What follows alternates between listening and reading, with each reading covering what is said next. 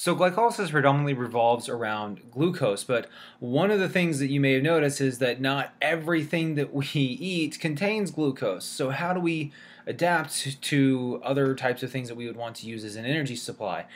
Specifically in this context, I'm going to be talking about fructose and galactose. Ways in which you'll notice is that this is kind of the exception to most things, is that the liver has some pretty, from a standpoint of anatomy and physiology, pretty unique metabolic properties. And so for the fructose metabolism, there's basically just the liver, and then there's what happens in other tissues, usually like adipose tissue. The liver pathway, we're going to go ahead and follow through the fructose 1-phosphate pathway. I love this for the other tissues. They literally just take fructose and they're going to react it with ATP and hexokinase to give us fructose 6-phosphate. Like me, I think that the hexokinase, or like all enzymes, sorry, are really good at the induced fit. They all adapt to some extent, but hexokinase is taking it to the extreme.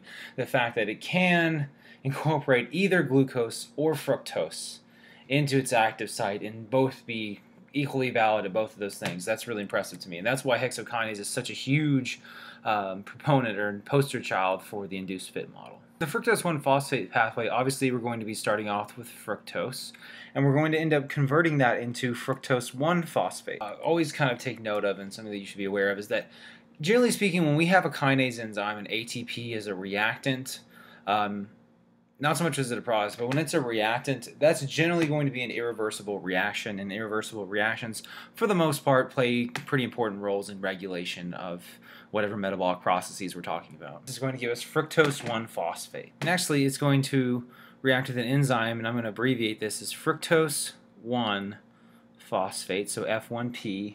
You should pretty much be familiar with what that is, but it's called an aldolase. And what do we say all aldolase reactions mean? Every time you see aldolase, I want you to think about cleavage. So we're going to be cleaving that 6-carbon fructose into 2 3-carbon sugars, one of them being dihydroxyacetone phosphate and the other one being just glyceraldehyde. I said glyceraldehyde, right? I didn't say G3P, but what we need to do is we need to convert this into G3P, and we're ultimately going to convert dihydroxyacetone phosphate into G3P through a triose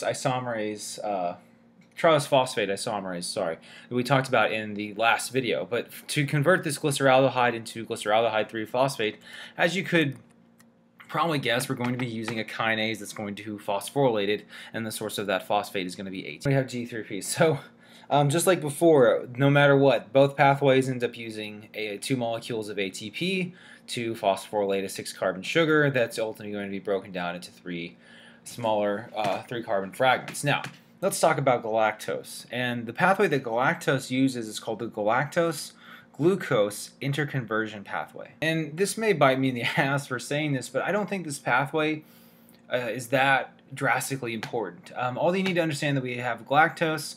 We're going to react it with some kinases, some transferases, some epimerases, and a uridine-based glucose phosphate thing. And ultimately, we're just going to convert it down to glucose 6-phosphate.